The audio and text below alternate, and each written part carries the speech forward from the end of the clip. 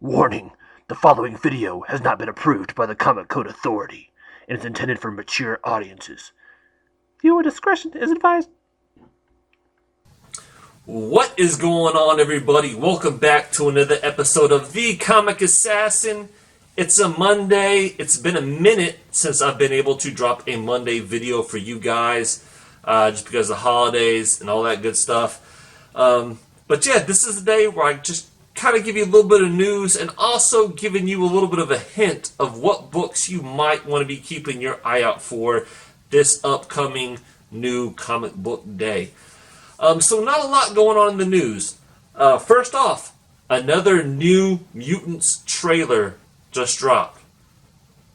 Alright, now I like how they're doing the more horror type feel for this movie, and I would like to know what you guys think. So if you've seen that trailer, put a comment down below. I would love to know what you guys think. But other than that, we had the Golden Globe Awards last night.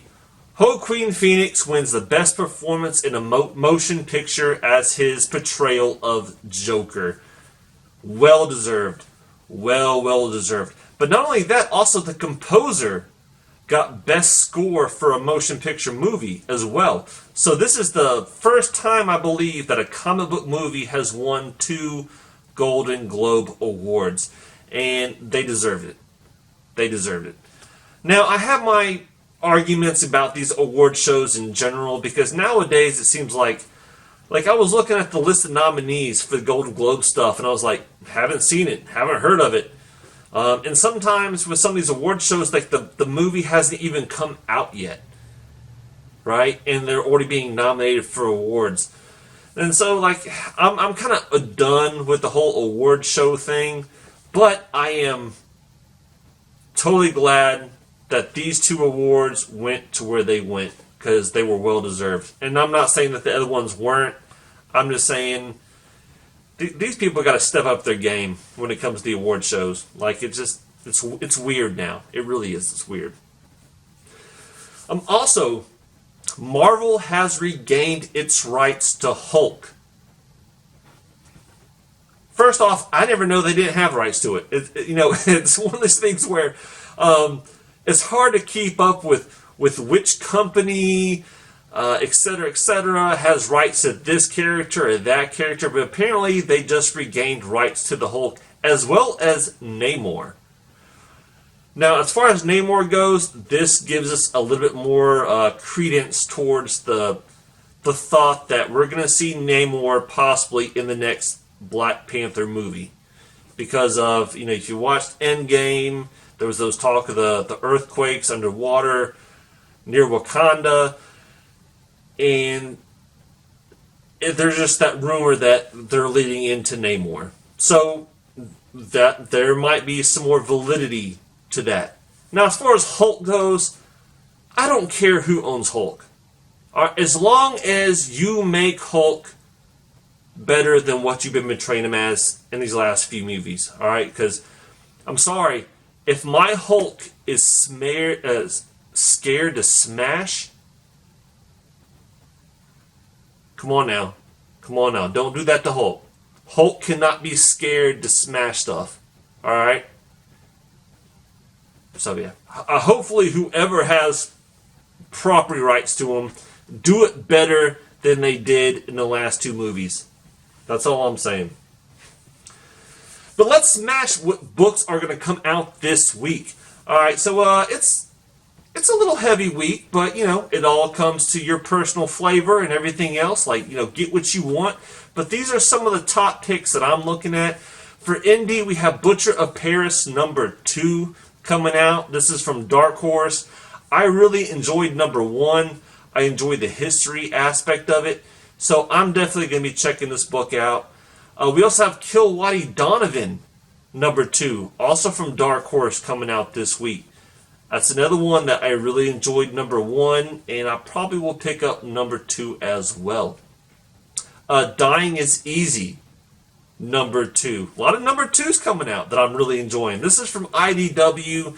This is a Joe Hill book.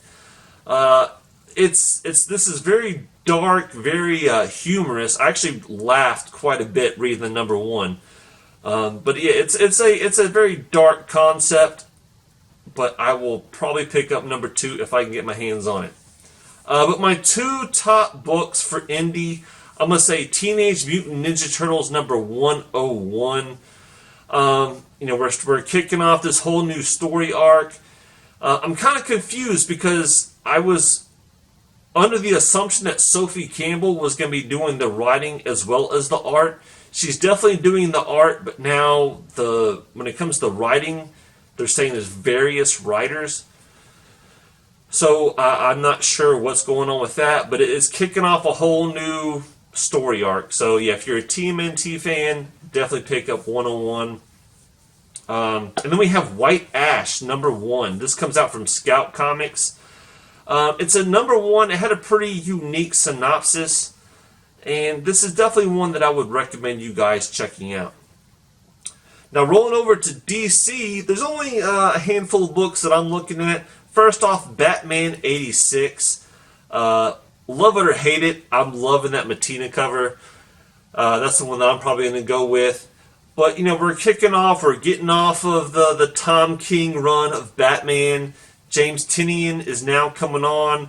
So I'm actually interested to see what Tynion does with Batman, which is why I am recommending it to you guys. But my two top picks for DC, I'm going to say first off that Daphne Byrne. Alright, this is one of those weird DC Black Label Hill House blend of comics, right?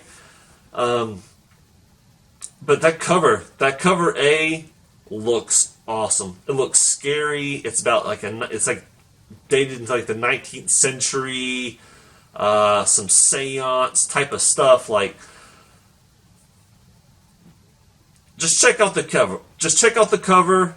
And if you don't like it, don't get it. If you like the cover, think about picking it up, because that is an awesome looking book. I've been enjoying what they're doing. I'm just confused about the whole hybrid label stuff, but hey, what are you gonna do?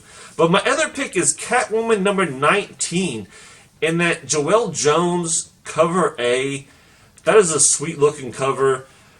I haven't read Catwoman in a minute, but I have read a lot of the earlier stuff in this run, and I enjoyed it.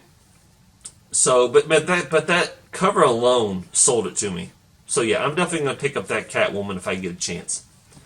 Alright, let's move over to Marvel.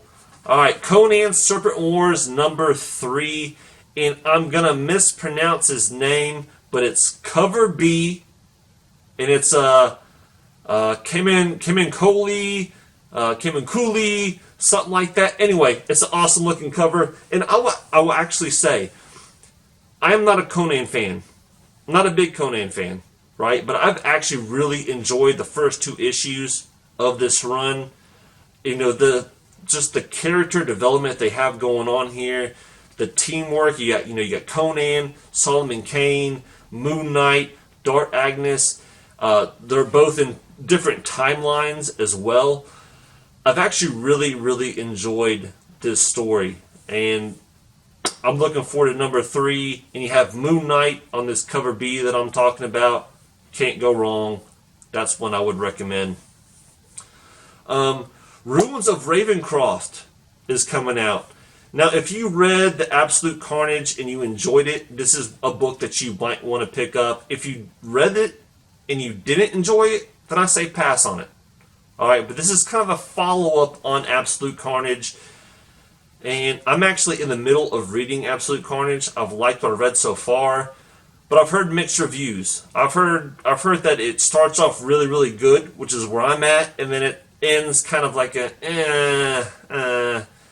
haven't got to that point yet, so I can't make my own opinion. But I've liked what I've read of Absolute Carnage, but if you've read it and you enjoyed it, think about picking this book up. Of course, we have Venom number 22 coming out. That's also another run that I've been really, really enjoying.